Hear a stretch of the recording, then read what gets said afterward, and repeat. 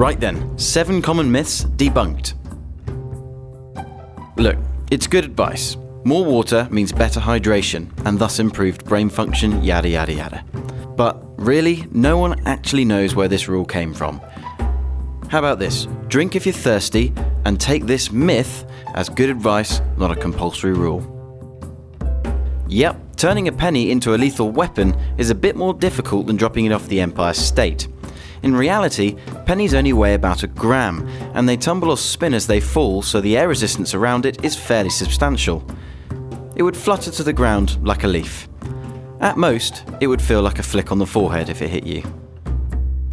Nope, not true. In fact, gum is made up of 4 components, 3 of which the stomach can break down. It's a synthetic gum base that sticks around. But it'll come out with everything else, probably looking a lot like it did when it first went down.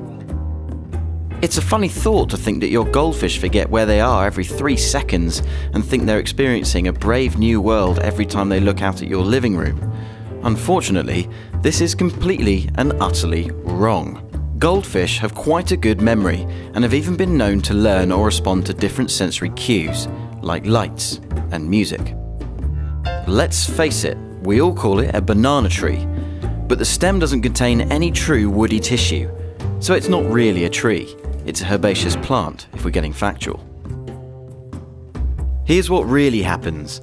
When you shake up a can of fizzy pop, you create lots of tiny bubbles in the liquid inside.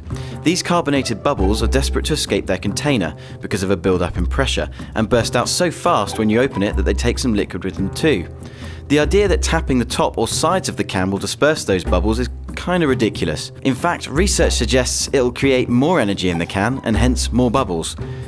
It's actually time that bursts the bubbles built up inside, and as the solubility of gas is affected by temperature, cooling the can down could speed this process up.